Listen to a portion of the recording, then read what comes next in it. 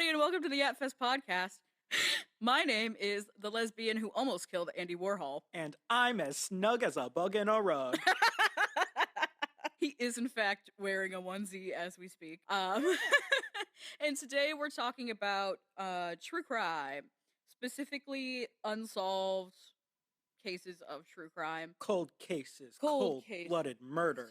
Yeah, honestly, as for our Halloween episode, I didn't get quite as scared when I was doing my research, but I got quite scared. I was upstairs on my couch, and there's one end of my couch that's like nestled into the corner, so like there couldn't be anybody behind me. And when I was doing the research, I sat in the corner so that nobody would be behind me because I was scared somebody was going to get me. But yeah, so we're covering unsolved true crime today, and I'm pretty sure most of these cases are like fairly, like, they're definitely recognizable even if you're not like into true crime. So yeah, but we're gonna kind of delve. I think Benjamin's are honestly a little bit more, only slightly more obscure than mine. Yes. Yeah. And also one of yours I feel like is more widely known for like the ghost aspect rather than the murder aspect. Ooh, I'm intrigued to figure out which one you think that. It's one of two in my head.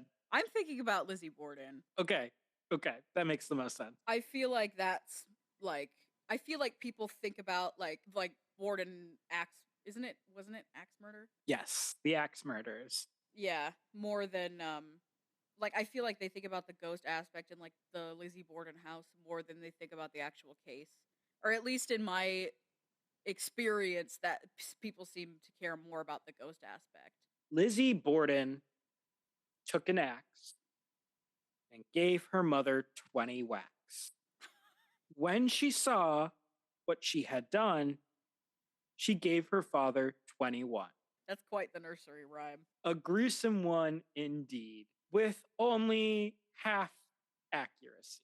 For those of you who don't know, the Borden axe murders is a cold case dealing with the murders of two individuals with only 3 accepted suspects of who done it, where a husband and wife were murdered by taking an axe to the head. So getting into it a little bit, this takes us to Fall River, Massachusetts, on August 4th, 1892.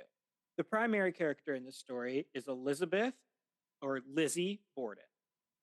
She is a 32-year-old Sunday school teacher living in the town of Fall River, Massachusetts. Lizzie lives with her father, Andrew Borden.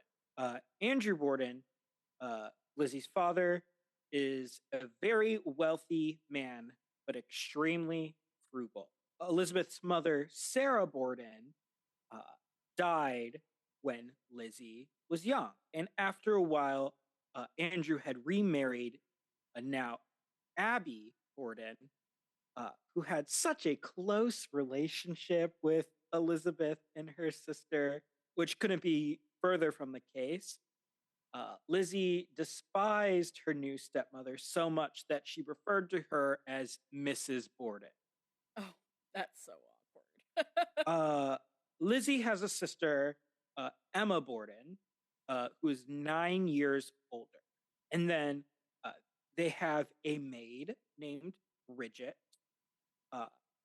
Sullivan, who they referred to as Maggie, because the maid they had before Bridget was named Maggie. And similar to like how when you have a kid and you give them like a pet and the pet eventually croaks, but you don't want to tell the kid that they died, so you get a replacement. They were so rich and so disrespectful that they were like, why learn a new person's name when we're so used to calling her Maggie? And then the other person I'm going to bring into the story is John Morse. John Morse is Lizzie's and Emma's uncle, their mom, who's dead. her brother is Okay. John Morse. So let's jump into the day of this murder. It is August 4th, 1892. On this day, Emma is allegedly out of town visiting a friend.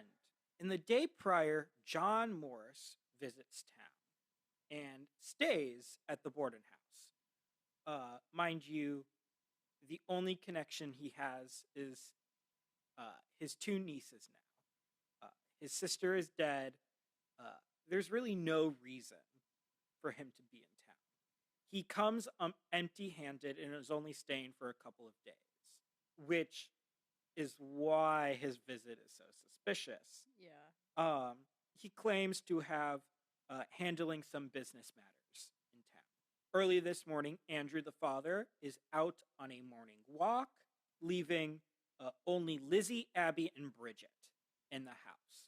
At some point between the hours of 9 a.m. and 10:30 a.m., Abby is murdered. She took 19 axe wounds, 1 to the side of her head, 17 to the back of her head, and 1 between her shoulder blades. Suspiciously enough, Abby is murdered in the room that John Morse was staying in. To give you a little rundown of what this room looks like, when you walk in, the bed is on the wall to the right, the headboard. And so the bed jots out into the room. And when you're walking up the stairs to go to the second level, the room right in front of the stairs, right off to the side of the stairs, is the John Morse room. And as you're walking up, you can see the gap between the bed and the floor. And behind the bed is where Abby's body is discovered. Oh no, I have chills already. Oh my god, that's really scary. And the other scary thing is there was no visible signs of resistance from Abby, meaning whoever committed the murder was a trusted individual. At this time, both Lizzie and Bridget are reported to be on the premises, but neither heard the murder take place. A little while later, Andrew, or Mr. Borden, returns from his walk and decides to take a nap on the couch in the living room downstairs. Shortly after he falls asleep, he takes an axe to the face, splitting his skull practically in two. 30 minutes after the murder, Lizzie finds his body, supposedly finds his body. At the time of the murder, Bridget is supposedly taking a nap in her attic bedroom, and the accounts of where Lizzie Borden was not stated. Nobody has any account of where Lizzie was, like in the whole thing. In both murders. Okay. She's just stated to be in the house. That's kind of incriminating. Obviously, shortly after Lizzie finds her father, Bridget finds Abby murdered by walking up the stairs and seeing her body laying underneath the bed. Shortly after, police come to visit and claim these to be murders. At the time, they do sort of an overarching search, but finds nothing incriminating. A couple days later, on August 6th, the police do a more inclusive search of the house, in which they now claim Lizzie to be a suspect. Why wasn't Bridget a suspect? Or is she later on? Because she had an alibi. What was her alibi? The maid? She was taking a nap. But who saw her take... Just wait. I'm jumping the gun. Jumping the axe, rather. The following day, Lizzie is found destroying a dress. When asked why she's destroying the dress, she claims that she meant to get rid of it a while ago because the dress was stained with quote-unquote paint. Apparently, during this whole inquest, Lizzie was acting sporadic and off character. She was contradicting herself and refused to ask questions, even ones where the answer would benefit her. And this lasted 3 days. Basically, everything was ruled inadmissible at her trial. However, there was evidence submitted, most being circumstantial. However, they had discovered an axe head in the basement of the Borden house, covered in dust, but almost had seemed that the dust was placed on the axe. How do you even do that? The other 2 pieces of evidence that were submitted to the course were Abby and Andrew's skulls, in which, when they were presented, caused the surprised Lizzie to faint. I'd fucking faint too. God damn. Imagine your sister and your... Okay, like, whether she killed him or not, imagine them literally presenting the skulls of your dead father and sister in court. That's crazy. I'm only laughing because I'm shocked and uncomfortable, not because it's funny. The jury deliberated for an hour and a half, ruling to the acquitting of Lizzie Borden on June 20th, 1893. So this is over 6 months after the murder took place. Now, there are a couple reasons as to why she was acquitted. The first one being the majority of the evidence was all circumstantial. There was no concrete proof that a murder took place. We also got to remember that this is the late 19th century, and the thought of a woman being able to commit murder was unheard of. Mind you, Lizzie Borden was 5'4", I think, only weighing about 130 pounds. She was a small girl, of a tiny petite girl being able to commit such a gruesome crime. Not even just one, but 2. Made the jury, which was made up of all men, of course, very uncomfortable. There's a lot there to unpack, I feel. That's like really, really dark feminism. Yes. Like girl boss, but also what the fuck? Now, obviously, the general consensus of today's public is that Lizzie is the one who had committed these murders. Then we get into the why and the how. First one being, why is John Morse in town? Besides the places where the bodies were, where Abby was found in the bedroom and Andrew, the father, on the couch in the living room, there was blood nowhere else to be found. Blood was nowhere else to be found, except on the couch and on the carpet of the bedroom. There was no trail, no nothing. And let's just say, killing someone with an axe is not the cleanest method of murder, especially when you're hitting a very similar spot over and over again, especially the head. This is a rage kill. It's going to hit over and over again in very similar spots. There's gonna be splatter. And so how no one was found with blood, supposedly, on their clothes means someone knew how to clean up blood. Either someone in the medical field or the cleaning business, or someone, per se, a butcher. Bringing up the other 2 suspects, Bridget, the maid, who cleans for a living, and John Morse, who, in the past, worked as a butcher. Mind you, it is also reported that John Morse stayed in his room the night after the murders. So in the room where Abby was murdered, he still spent the night. He's looking mighty suspicious to me. Now, if I were you, or if I was John, I would be a little freaked out to stay in a room where a murder took place. No shit. Unless I knew how the murder took place and was okay with it. Now, a lot of people suspect that Lizzie didn't act on her own accord. She didn't act alone, per se. The first one being her uncle. Uh, like I said, the Bordens were a wealthy family. Sarah Borden had quite the estate before she died. It is reported that Lizzie and John had growing concerns that Abby married Andrew simply for inheritance. Which, I mean, me too. Find a nice sugar daddy, absolutely. And so there's speculation that they did it to gain their inheritance, which they did.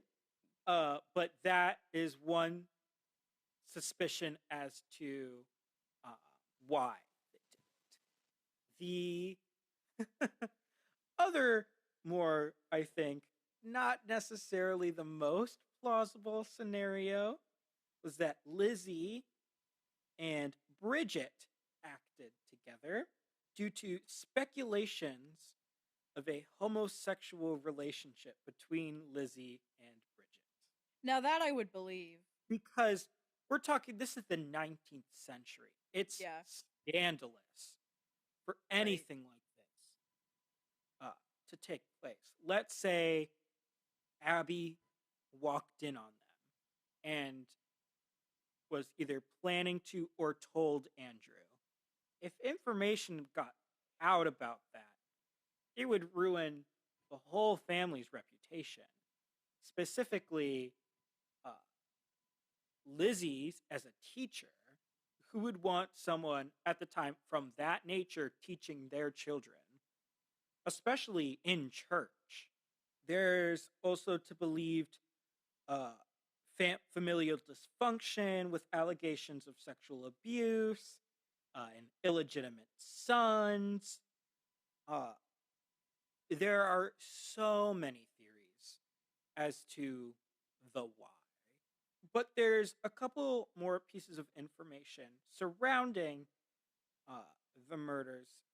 Hasn't been completely ruled out as evidence, but was more or less passed off. First one being, it was believed that the family was suffering from a stomach, or was stated that the family was suffering from either the stomach flu or food poisoning right before the murders, where Lizzie had attempted to purchase prussic acid the day before, a dangerous poison that was sometimes ingested to help with stomach pains. The morning of the murders, Bridget was allegedly seen throwing up.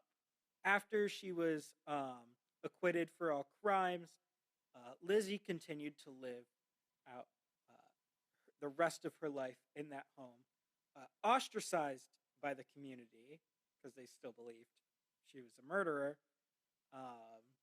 until the day she died. Now, the Borden house is a bed and breakfast that does ghost tours. And they have, there was one owner after the Bordens renovated the house, but the owners afterwards have restored the house as close to the original as possible. Yeah, I feel like everything I hear about that is from the ghost side, because apparently it's really, really heavily haunted. But like, honestly, a lot of the paranormal investigations I've seen take place in that house, they always suggest that Lizzie was not the one who did it. Why would, like, if John did it, or they were conspiring together, John and Bridget, like, they could have also killed Lizzie, but then who would take the blame? You know what I'm saying? Like, if they killed all three of them, who would take the blame for it? But if they killed two of them and then framed Lizzie, they all go down with their hands clean. You know what I'm saying? But the only conflict in that is that how come Lizzie doesn't have an alibi or That's true. That's how true. the I don't reason know. she was acting sporadic and off character. But still, the events afterwards just makes her so suspicious. Unless she was also in on it. You mean if they were all three in on it? Meaning, Lizzie would take the blame knowing there wasn't enough evidence to plant on her to actually get To actually get like charged and sentenced. yeah. That's also crazy. With the lack of an alibi, but the lack of evidence, and just the little hint of destroying the dress. She and Bridget were in a secret relationship. John knew about it. It didn't bother him. Like, he approved. He came up with this because whole he's plan. also gay in this scenario. Well, I mean, but like, he could have been like okay with it, and like, they came up with this plan to get rid of these other bitches. They would get their inheritance. They could share it with him, or Lizzie could share it with Bridget and John, and then they wouldn't have been. They would have gotten off scot-free. I think the strongest theory is either that John, Bridget, and Lizzie were in it together, or Lizzie and John were in it together. So my first case is the Chicago Tylenol poisoning of 1982. And I would like to emphasize that they never caught the person who did this, and it was in Chicago. So I think you should watch your back. My mother remembers this very vividly. Well, it was 1982, so she was alive for it, wasn't she? Yeah, she was in her 20s. So, September 29th, 1982, 7 people in the Chicago area ingested poison Tylenol pills. They collapsed and died shortly thereafter. The victims were Mary Kellerman, who was 12 years old, Mary Reiner, I believe is how you pronounce it, 27 years old, Mary McFarland, 31 years old, Paula Prince, 35, Adam Janus, 27, Stanley Janus, 25, and Teresa Janus, 19. Those last 3 victims were all from the same family, and they all died on the same day because they all took Tylenol in that same day.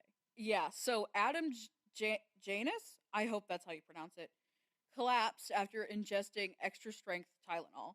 He was rushed to the hospital where he died.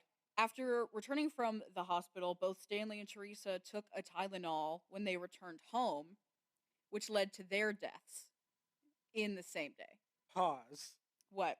When the father died, did they know that it was the Tylenol that did it?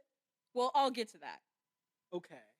So the fact that all 3 Januses died in the same house on the same day led the police to connect the dots. Okay. So, investigator Nick Pishers compared the Tylenol bottle from the Janus household to that of another victim named Mary Kellerman. And he noticed that they shared a control number. So the deputy medical examiner told Pishers to smell the bottles. So he smells the bottles, and they smelled like almonds, which cyanide is said to smell like bitter almonds. Also, almonds do contain trace amounts of cyanide. Exposure to large doses of cyanide by any method can lead to seizures, cardiac arrest, and respiratory failure. And the blood test results reported that the victims took a dose that was 100 or even 1,000 times the legal amount of cyanide. Because there is a legal amount of cyanide, because obviously, like, almonds contain it. I think apple seeds contain cyanide also. So then the deputy medical examiner spoke with an attorney for Johnson & Johnson, who was Tylenol's manufacturing parent. And by the evening of October 1st, the authorities were fairly certain the Tylenol had been intentionally poisoned with potassium cyanide by someone late that night. So it was announced that Tylenol would be pulled from the shelves immediately, as they should. The company that manufactured Tylenol recalled over 31 million bottles and issued warnings. They also offered to replace the recall bottles with new bottles, which at that point, like, I wouldn't trust that. So, and then they put up $100,000 reward for anybody with information on the person who could have done it. And these precautions cost the company nearly $100 million. That's insane. Yeah. So Tuesday, October 5th, the U.S. Attorney General and the FBI were on the case, as well as the local authorities. The Illinois State Attorney General says that he believes in the initial stages there are about 1,200 actual leads. Like, that's a lot of leads on the case, by the way. It's estimated that the U.S. newspapers ran over 100,000 separate articles about the incident, and therefore a nationwide panic ensued. People who believe they might have been poisoned overwhelmed hospitals and poison control call centers. And the Chicago police were going through the city giving warnings over loudspeakers. Like, literally driving around and being like, I mean, I don't know what they said exactly, but basically, like, do not consume Tylenol. And then as a result of the killings, there were a slew of copycat product tampering incidents. So, according to the FDA, 270 of them were just in the month after the Tylenol murders. Poisons the copycats used included rat poison and hydrochloric acid. So, I'm not sure if there was any copycats with cyanide, but rat poison and hydrochloric acid, at least. I'm going to assume that after this incident, cyanide was a little difficult to get hands on. I mean, I'm pretty sure it was hard to get even then. But, like, yes. And actually, this whole incident is why they now make products, they make the seals on the bottles, the anti-tampering things. It's because of this that they put, like, anti-tampering seals on stuff now. All of the victims bought their Tylenol from different stores. And the stores got their Tylenol from different production plants. So this confused the fuck out of the police at first. Like, they were baffled. And, like, rightfully, I would be baffled too. That's crazy. They tested over 10 million recalled pills. 50 in total were found to contain cyanide across 8 bottles. 5 of the bottles belonged to the victims. 2 of the bottles were sent back in the recall. And 1 bottle was still sitting on the shelf, unsold, with no fingerprints or other physical evidence. There was no evidence showing the killer's trail in stores because security cameras were not super common then. Investigators explored the possibility of it being a white crime syndicate who did this, who wanted to take Johnson & Johnson's stock. So after this incident, the market for Johnson & Johnson, their stock plummeted from 35% to 8%.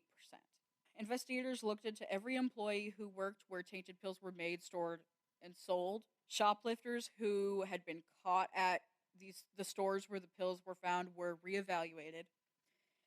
People who were just released from prison or psychiatric hospitals at the time were interrogated, and the police publicized the victims' funerals, hoping that the killer would show up to at least one of them. They finally reached the theory that the killer visited various stores, purchased the Tylenol bottles, planted the cyanide, placed the pills back in the bottle, then returned the bottles around September 28th.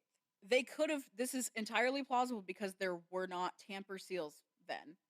Remember this. And the reason they believed it was around September 28th is because the cyanide would have eventually eaten through the bottles.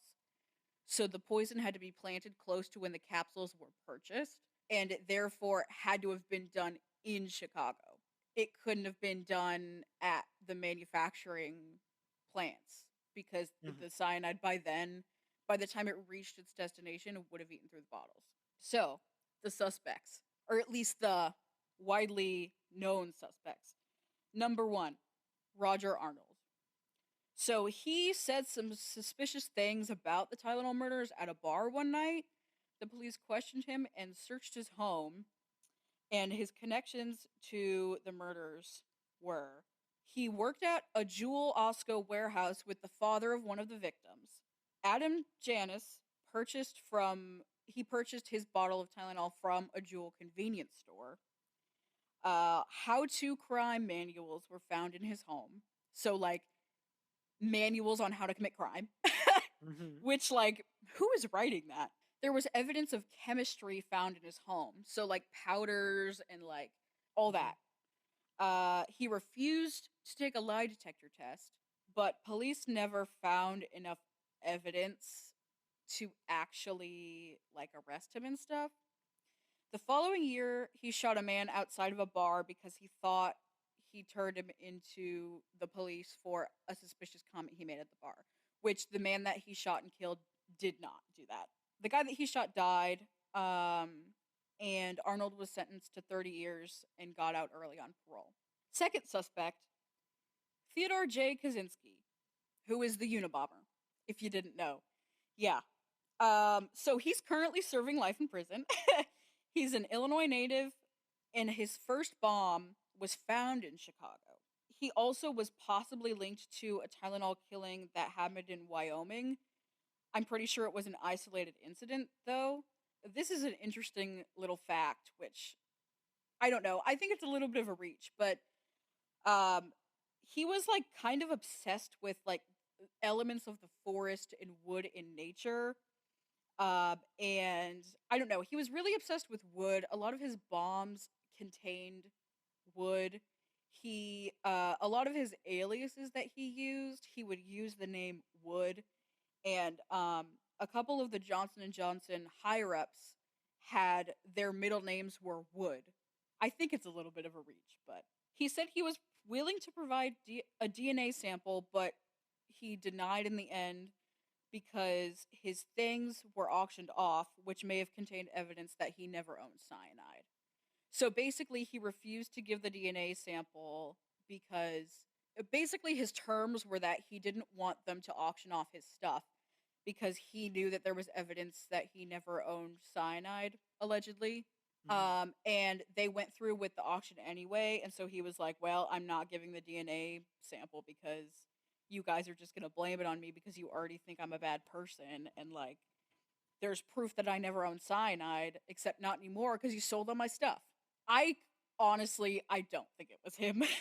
Like, he had a lot of other stuff going on with bombings and whatnot. Anyway, and the final suspect, at least that I came across, James Lewis, whose fingerprints were found on an unsigned letter describing and admitting to the murders after the murders took place, and he demanded that money be wired to this bank account number. So he was arrested, and the bank account number that was in the letter did not match his own bank account number, but belonged to a guy named Frederick Miller McCahey, I think that's how you say it, who Lewis believed stiffed his wife out of money. His past suggests that he could have done the crime, though. In the past, he was charged and acquitted with murder. He committed various other, like, scammy sort of crimes.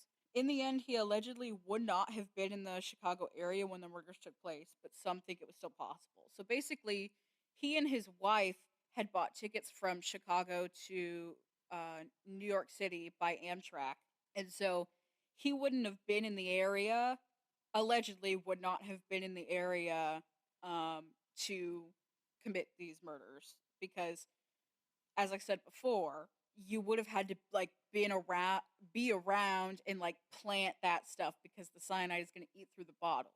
But some do think that it would have been possible for him to like get on a plane to and fly into O'Hare and then do it and then leave by train or whatever, which Mm-hmm. I don't know about that. He was convicted of extortion because of the letter that he wrote and served 13 years in prison. I think sentenced to 20, but he only served 13. And as a result of this whole incident, they never caught the person who did it. I don't think they know who did it. As a result of this, tamper-proof seals were created and authorities never caught the person. I feel like that's one that's not super well known because it wasn't like a violent murder. It's crazy to think that was only 40 years ago. Yeah, it wasn't that long ago. Like, all of our parents were alive. I'm less than an hour away from all these places that these murders took place. Well, and you know what's crazy is that, like, I was between that one and another one that's called the Chicago Lipstick Murders. If you're curious, you should look up the letter that that guy I was talking about wrote, because Mm-hmm. actually it is really suspicious because he, like, kind of, I mean, he was trying to frame this other guy. It was a little bit suspicious. Like, he low key like mentioned details that only the person who could have done it, like, would have known. And, like, apparently he wrote a book, and, like, to this day, actually I'm not sure if he's still alive, but like he wrote a book about poison. He claims that he had nothing to do with it. I think the least case scenario was that it was the Unabomber. There's no way. I don't think it was the Unabomber. He had a lot of other stuff going on. I don't know. People are honestly really careless these days, and they don't care if stuff has been, like, opened or tampered with. You know what I'm saying? Like, I feel like nobody ever thinks, "Oh, this could kill me." Like, they just think, "Oh, somebody opened it. Like, there's some missing, or there's, like, germs on them." No, Mm-hmm. girl, there could be cyanide in there, or rat poisoning. I'm about to jump into one of the most infamous cold cases known as the Black Dahlia.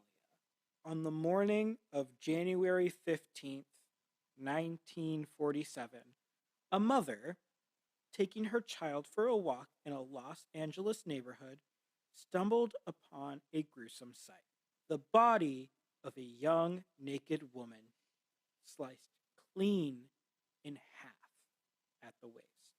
Now, the body was only a few feet away from the sidewalk, uh, but was posed in a way that the mother first assumed that the body was a mannequin.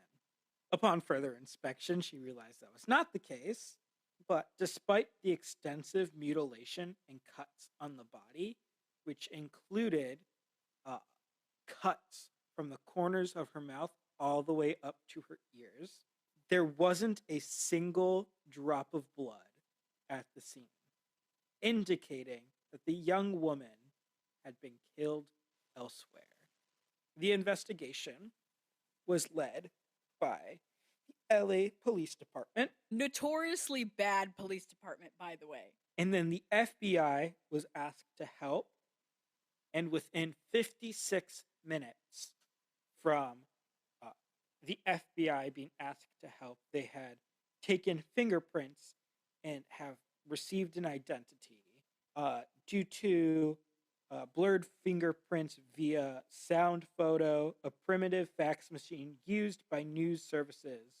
The young woman turned out to be a 22-year-old Hollywood hopeful named Elizabeth Short. Elizabeth Short was later dubbed the Black Dahlia because by the press for her rumored penchant for sheer black clothes, and the Blue Dahlia, which was a movie that was out in theaters at the time. Due to the fingerprints, uh, she actually popped up in the FBI system twice. She applied for a job as the clerk at the commissary of the Army's Camp Cook in California in January of that year, and then several months later, she was arrested in Santa Barbara for underage drinking. Elizabeth Short was born on July 29th, 1924, right outside of Boston, with her parents and four sisters.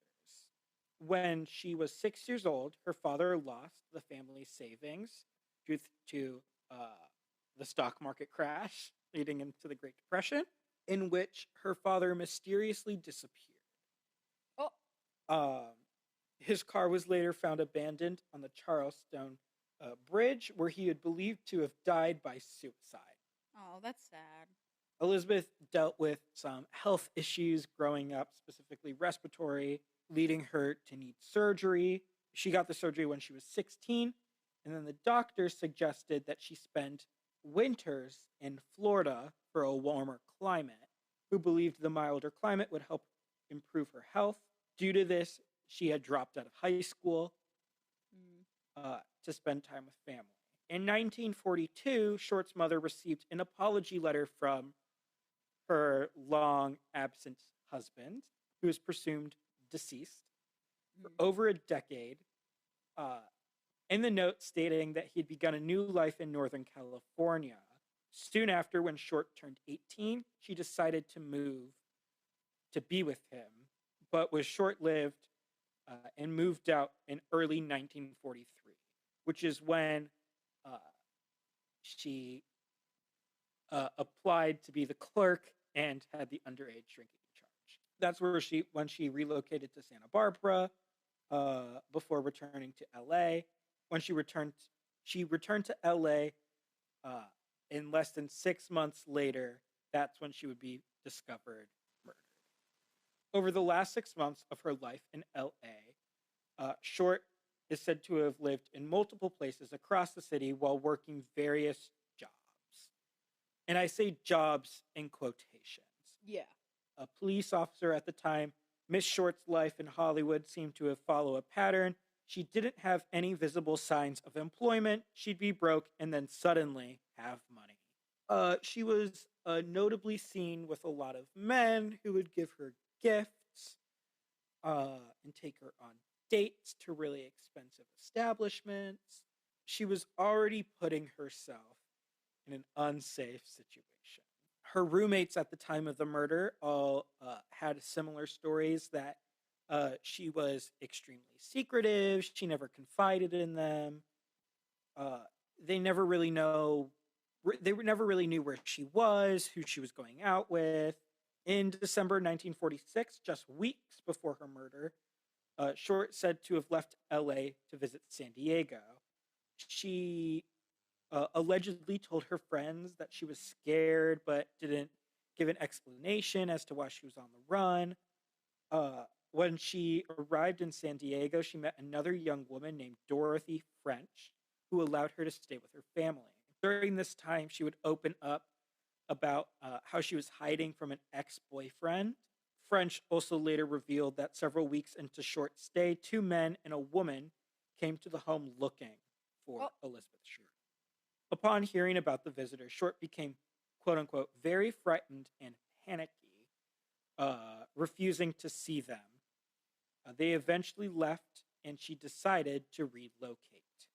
She left on January 8th with a traveling salesman she had been dating at the time. They drove to LA together, and he dropped her off at the Biltmore Hotel, where she claimed to be meeting her sister, which later, Short's sister Virginia later told authorities that they hadn't arranged to see each other. The Biltmore Hotel would be the last place Elizabeth would be seen alive. Hotel employees recount seeing Short making several telephone calls in the lobby that evening, growing increasingly frantic. She departed from the hotel around 10 p.m., which is the last confirmed time she was seen alive. The next few days leading up to her murder have been shrouded in mystery. No one really knows where she was, what she was up to, who she was staying with, if staying with anyone at all, except for some sporadic sightings and alleged encounters. One being with an officer, Merrill McBride, who claimed to have seen Short on January 14th, literally hours before she was murdered. McBride told the authorities that the woman, believed to be Short, approached her sobbing in terror and claimed that someone threatened to kill her. Short appeared to be too shaken up to return to a bar she had been in to retrieve her purse, so McBride accompanied her. By then, the man was gone and McBride left Short's side. Later, McBride saw Short exiting the same bar with 2 men and a woman.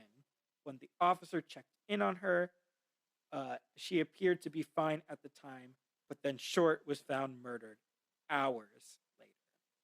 Okay, well, the 2 men and a woman, I think they might have done it. So, like I said, her body was found severed in half, naked, And I'm not just saying she was like hacksawed. It was with surgical precision. Internal organs were removed uh, and had been drained of all blood. Uh, Her face was also bruised and cut with a grisly slash running from each side of her mouth. When the coroner later examined the body, he ruled that the cause of death was due to a hemorrhaging from the lacerations to Short's face and the shock from the repeated strikes to her head. So the origins of Short's Black Dahlia nickname originate long before her murder. When Short was briefly living in the Long Beach area of California, she was reportedly given the name as a play on the 1946 film The Blue Dahlia, and as a tribute to Short's dark hair and rumored preference for wearing black clothing, specifically black sheer clothing. Around the time that Short was murdered, it was common for newspapers to assign a nickname for murder cases, especially those involving women. Upon news of Short's death, the case made major headlines and the media became engrossed in coverage over the investigation. The day after Short was found dead, the Examiner sold the most copies it had since World War II ended. While outlets initially dubbed the Short's killing the werewolf murder, writers quickly pivoted when they learned of her nickname per the Los Angeles Times. It's unclear who really discovered the nickname first, but the Black Dahlia name appeared in print for the first time both in the Herald Express and Los Angeles Daily News on January 17th. After Short's body was discovered, the Los Angeles Police Department launched an investigation which ran until 1950, when it was shut down according to 48 hours. Over 3 years, the LAPD received dozens of clues, leads, and false confessions, but ultimately it yielded no substantial results. Over several months, police ruled out all suspects, but the media continued to extensively cover the murder with baseless claims. In 1949, a grand jury convened to discuss the inability of LAPD's homicides unit to solve murders, during which Short's death was further investigated. In front of the grand jury, Detective Harry Hansen, who was assigned to the case, said in a sworn testimony that he still believed a medical man was behind the crimes because of how Short's body was severed, per the Los Angeles Times. There was eventually no additional leads on the case. To this day, no one has officially been charged for Short's murder. Several people remain suspects until their deaths, including the nightclub owner, Mark Hansen. Hansen, who searched for Short's killer for 23 years until his retirement, stated that my only regret is that I never solved the murder of Elizabeth Short, he said in 1968. Now, there are a couple main suspects in this case. One being Dr. George Hodel, Odell, Hodel, Odell, who was a gynecologist. Why is it who always had a clinic in LA. He was known to throw parties for Hollywood's rich and famous and was rumored to be dating Short before her death. Odell was initially labeled as a suspect in 1949 after he was arrested for allegedly sexually assaulting his teenage daughter. He was acquitted, but his name was brought forth as a potential suspect in the Black Dahlia case. He was listed as one of the few remaining primary suspects when the case was discussed before a grand jury later that year. During this time, authorities wiretapped his home and recorded him making jarring statements, apparently confessing to the 1945 death of his former secretary, Ruth Spaulding, as well as suspicious comments about Short's murder. Spaulding died of a drug overdose. He was quoted saying, "Supposing I did kill the Black Dahlia, they couldn't prove it now. They can't talk to my secretary anymore because she's dead." That's really Hodel suspicious. said in the recordings, "Killed her. Maybe I did kill my secretary." Hello? Shortly after, Hodel relocated to the Philippines, living there for the next 4 decades. What? That's so Much of the random. much of the information about his status as a suspect was not publicly known until his son, Steve, a former LAPD detective and private investigator, began looking into his father's involvement. When Hodel died in 1999, Steve found a photo in his father's belongings that appeared to be Elizabeth Short. While it has remained unconfirmed if the photo is actually Short, it began Steve's inquiry into her murder. This led into years of research and investigations. Steve has come across other pieces of evidence tying his father to the murder, including 5 witnesses in newspapers describing him as Elizabeth Short's boyfriend. He also had formal training as a surgeon at the University of California, San Francisco, which would go along the claims of the murderer being a medical man. On top of it, Steve and a handwriting expert discovered eerie similarities between his father's writing and the letters sent to the Examiner in 1947. He also found receipts for bags of cement purchased by his father just days before Short's death, the same brand as an empty bag of cement found near her corpse. Then, in 2018, Steve told a news site that he had uncovered a 70-year-old letter from a former police informant who had written that Short was killed by a man named G.H., which fits his father's initials. Although the LAPD looked into Steve's research, they chose not to pursue his leads. The Sun believes that the other detectives are covering for his father. Still, some officials believed that he may have cracked the case. LA Deputy District Attorney Steve Kay at the time stated, "I told Steve if his father was still alive, I would have filed murder charges against him. His evidence was very persuasive." To this day, obviously, still no one has been charged for the murder of Elizabeth Short, but the Black Dahlia has become a media staple and inspiration behind many books and movies and short stories. What just happened? My cat came downstairs and I saw something moving out of the corner of my eye and I got really scared. I was about to reach for my bat, which I have positioned conveniently next to me in the case that for some reason somebody comes in and tries to murder me while we record this. So hit that thing with a bat.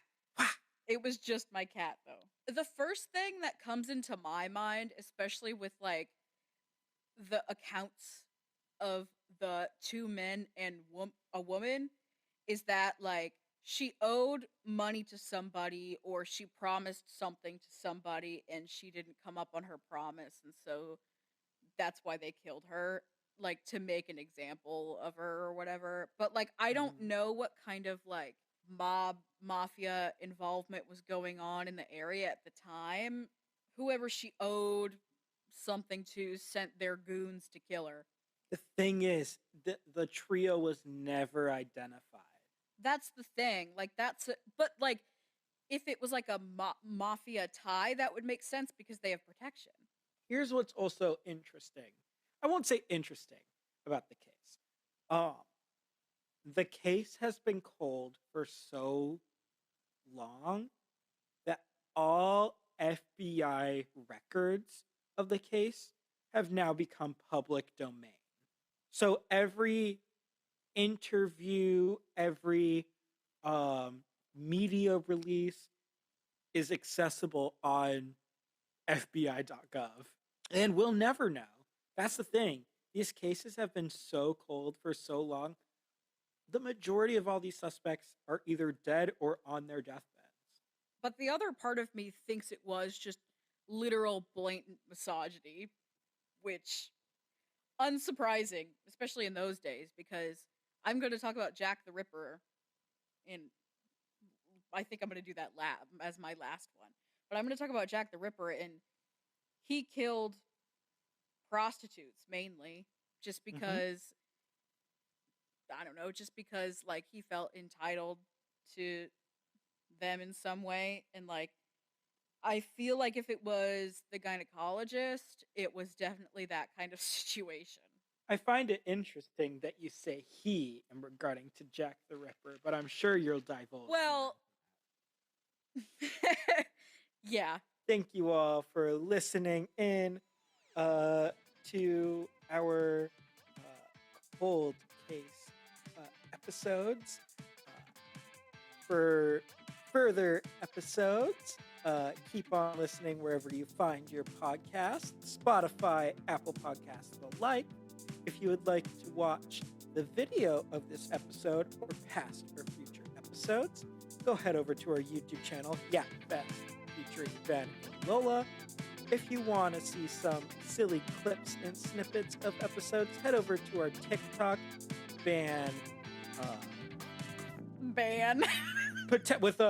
before the potential ban, once again, head over to our TikTok, yapfest.podcast. And if you would like some more behind the scenes and more information of what's happening, what's to come for YapFest, go head over to our Instagram, yapfest.podcast. Period. He finished it. Well, a depressive goodbye. Stab, stab, bang, bang. Goodbye. Stay safe. Sleep with bats next to your bed. Lock your doors. Take Brazilian Jiu-Jitsu. Bye.